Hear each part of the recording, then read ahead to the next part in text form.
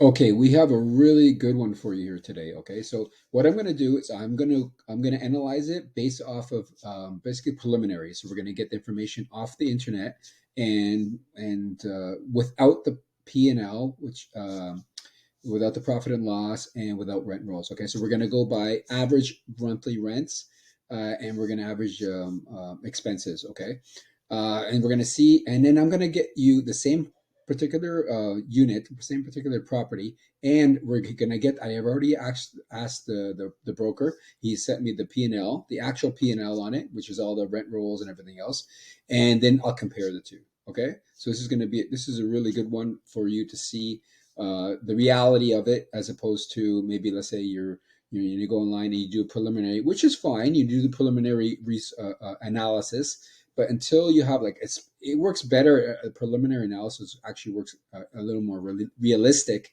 When you have like five and under units, right? But when you have this particular property is located in Calgary, Alberta, and this is 26 units, okay, with a variety of mix, and we'll just go into that shortly. But when you have a property like that's this big, you have to narrow down and get the exact numbers, okay? And even the P and L that they send you is probably not accurate, okay? So that's after you do your due diligence. You'll be able to actually assess if this is really a good deal. But we have to do the preliminary first, right? Okay, so this one here, I'm showing you here is the preliminary. I've kind of already worked out the numbers for you, so make it a little easier. We're just going to go through them quickly, and then I'll show you the actual one that and the difference in profit. Okay, where it's a little more realistic. Okay, so this particular property here, if you look on the left hand side, it's a really nice building, and it's 26 units, and the mix is, I believe, it's 9 bachelors, 16 one-bedrooms, and 1 2-bedroom. Okay, so that's the mix. And so essentially what I did was you just kind of look at this. They sent me this, the broker, and it just gives you a rough idea as to how much, a little bit of information about the property. It's selling for they're asking for 495. And this is the mix on it. Okay, 26 units, and that's it. And they don't really tell you how much it is per unit. They do show you some pictures, which is really nice. Everything is just redone as of I think last year. Everything was redone, so it's a really beautiful apartment. So now let's analyze the deal. Okay, so now if you scroll over here, it's about a market cap is about 5% right here. I put in 26 units. So it's about, according to the price, it's about 190,000 roughly per unit. So you're going to need 35% down, no matter what, more than likely. Okay, so 35% down is 1,000,007. We put a 5% interest rate, and this doesn't matter in terms of the CMHC. We can get CMHC on it, but we're not going to do that right now. We're just going to analyze it the way it is. Okay, so we're going to come down here now. This is the mix, right? So we have nine bachelors, 16 one-bedrooms, and 1 2-bedroom. So we did a Google search here. We just did a search in Calgary prices, rental prices in Calgary, and on average. So we did a 2-bedroom. This is the price. We did a 1-bedroom, and this is the price. And then we used the bachelor for the studio. Okay. So let's go back. I've already put the numbers in just to make it a little smoother. Okay, these are the numbers that we collected from the website, that Zoomer website. And this is the numbers in terms of cash flow. We did put a 10% vacancy on that. So we're roughly on per month is 38 grand. And potentially per year is 459, and so forth. And so we're going to go into how you got that extra $300 in a second. So let's move over to our expenses. So with this particular one, we took the average, which is the norm, 1% of this amount, and we added it there. Same with the insurance, we added this there. We also added $200 extra for each for utilities. Okay. Now I believe all the units are recently completed in 2022. I could have sworn I saw that it was had individually metered. I'm pretty sure I saw that. So anyway, so I believe it's individually metered. So right now we just put it as the landlord is paying for the per unit. It's going to cost about $200 a unit. Okay. We did put maintenance, 5% maintenance, and a 5% management. You're not going to manage this property on your own. Okay. First of all, if you live in another part of the country, like if you live in somewhere else in Canada or even in the States, and you want to purchase this property, you're not going to be managing it, right? You're going to self-manage it, and roughly 5 to 10%. Okay. So let's just put 5% as being conservative. We have a gross income of 413. Our operating expenses is about 134, 137, which is actually pretty low. Okay.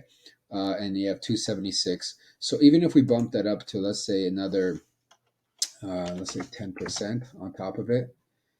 Okay.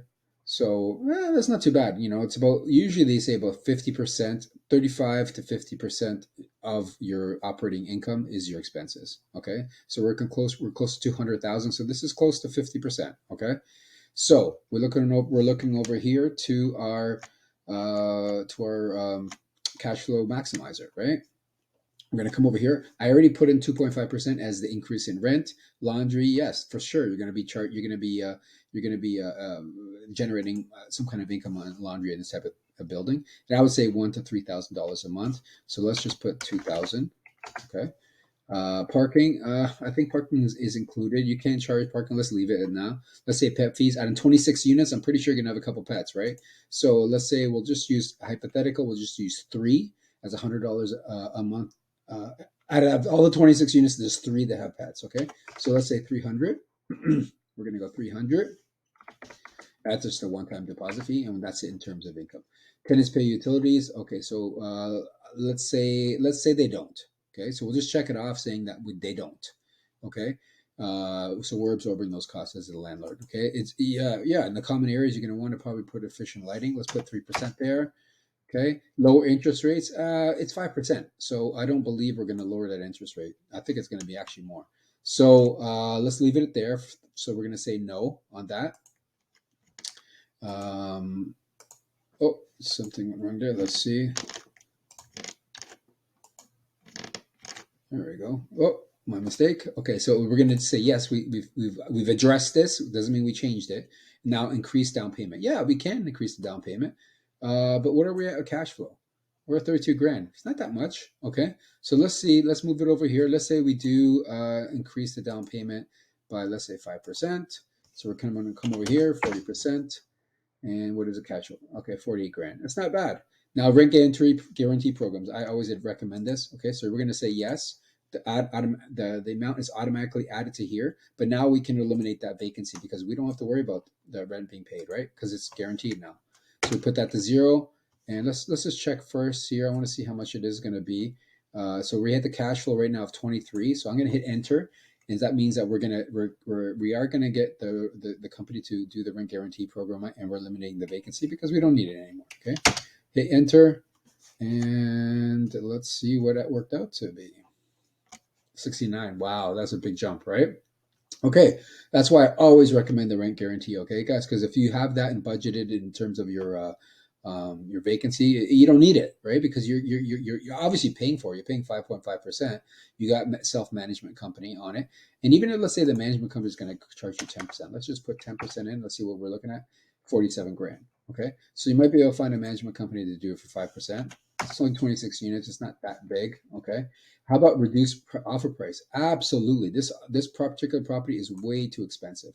Okay, so what I would do is, in this case, according to this, it's saying it's worth, based off of the income, it's worth, they can actually charge over $5 million for this particular property based on the NOI, which is the net operating income, and the cap rate of 5%. Okay, so essentially, based on this, yeah, the property is a little bit under. Okay, but I still think it's way too expensive. Okay, so what I would do is I would even go in. Let's say maybe a 4. Let's say 4 or 5. Let's look at this. I'm gonna bring this out, guys, just to show you.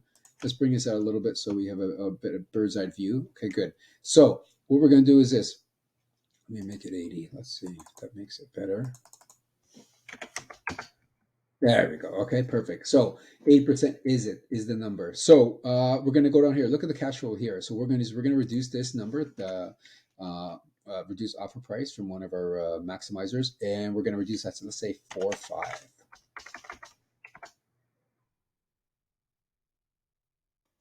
Oh, I missed a 0. That would be nice, right? Missed a 0. Add a 0. There you go. Jumped up to 87,000 cash flow per month. Okay. So now this is preliminary. Okay. So we're taking the numbers, the rent roll, not the income, rather, off of just like an average rent. And we're assuming the expenses I think are pretty accurate, because it's about it's close to 50% of the actual income. So it's, I think the expenses are pretty close. But the income is what we're concerned about here, right? Is what we're worried about, because this is what its average rent is saying online. But who knows if that's the case? Okay, so now I want you to look at this, take a snapshot of this. 87,000 per month, which is, if we scroll down here, we're looking at, it's a great deal, obviously, right? 87,000 a month, monthly profit, cash on cash return is 4.83. Deal cap is higher than the actual market cap. It's a good stuff.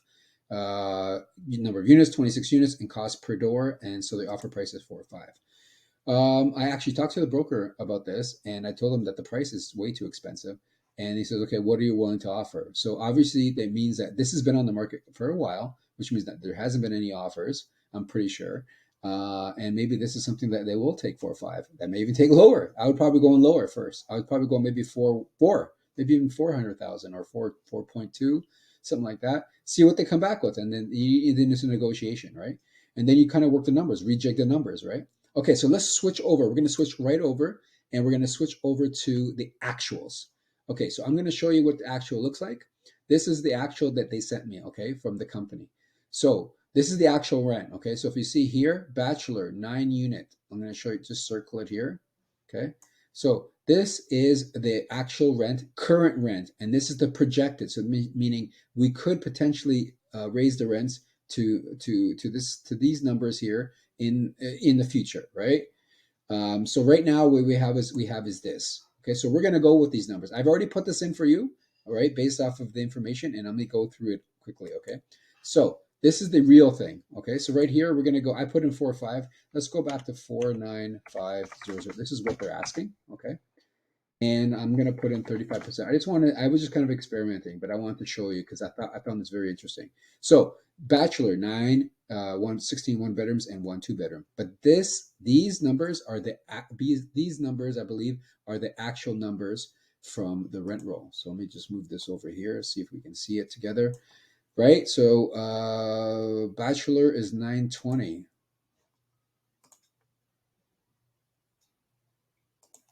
Let's do this. 920. Bachelor is 920, right? And there is 9. So 16. Okay, that's fine. 16 is 1,100, right? 1,100. See, it's a big difference from what the actual says, the average says online, right? But this is current. So this is what's already in place. So these people could have been here for a year, maybe 2, maybe more, and the landlord just didn't raise the rents. Okay, so it's not at market according to Zoomer, right? So 2 bedrooms is 1,300. So 1,300, we're going to put 1,300. Oh, too many zeros. Boom. Okay. So now this is the actual rent, the current rent right now that this property is generating. We're going to put in 10% vacancy. Okay. So we're just going to scroll up here. We're going to look right now. Okay, the income is 303. All right. So 1.7. Yeah, that's pretty good actually. So if you're looking at but now, oh, hold on a sec here. So now what we're going to do is we're going to go over here and we're going to say, okay, these are the expenses. So this is the expenses right here, right? So this is currently right now, current annual expenses are these numbers. So amount, okay, which is around 72 grand, I believe. And we're going to go over to the actual from our pro forma here, or from the sent to us from the broker. So in this case, what we're going to do is we're going to use, I worked it out, where this is the expenses, okay, based off of on this particular property. You're looking at 101,712. So based off of this number, right, this is the income coming on the property right here is 319, right, is the income, right? So what's the percentage? 101 of that is around 31%. Okay, so what we're going to do is we're going to actually we're gonna make this 0, and we're going to put down here 31%, and we're going to hit enter. Ooh, enter 31%. Okay, so now this is essentially what it is now. So it's about 303,000 in income. Because remember, we added, it's a little bit, number is a little different here because we added additional income from over here. Okay, so here we have the yearly income 303. This is the operating expenses based off of 31%. It's actually 31 plus 5%, okay, because we're actually putting the maintenance fees on top of that. So what's the percentage? It's about 31% roughly of this number, okay? So we're going to scroll over here, and it basically, look at this. We're in a negative cash flow of 26,000. So these are the actual numbers, right? But if you go back to the other one that we did we just took the average monthly rents over here. We just took it from the internet, right? Basically, what's the average rent? And we used approximately, it's close, it's just under 50%, maybe around 45%, right? 462, half of that is about, 220, 230, 231, right? So we're pretty close, okay, in terms of the expense. But look at the cash flow on this. So this is essentially at the current stage of this property, it's wrong, right?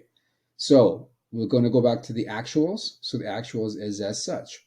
So again, raise the rents 250, laundry 2,000, same thing. Pet fees, three pets in the whole building. Tenants pay utilities. So we have it on the other one. We left it as is. Okay. So again, we'll have to dig deep into this a little bit, but I think that the tenants are paying utilities on this because there's 26,000 in utilities, waste, and recycle, but utilities, it just can mean common areas, right? Okay, so we're going to come back here. We're going to go, this is fine, efficiency, lower interest rates. We can't lower the interest rates. Can we increase the down payment? We have it at 35. I think we did last time we did it 40. Let's see. Let's just put it at 40 just for a sec. But remember, the price is 4.9, right? So we on the other one we made the price 4.5, I believe it was. Yeah, 4.5. Okay. So we're going to do the same thing. So we're going to say, okay, we're going to go in with the offer. Now this is the actual number in terms of the income. So we're going to go reduce offer price. So let's just bring this down to 80. Okay, so we can get a bird's eye view of everything. There you go. Okay, so bird's eye view, we're in a negative 10 per month, right? Per year rather, which is not good cash flow. So based off of these numbers, okay, current rents. So we're going to bring this down to 4.5.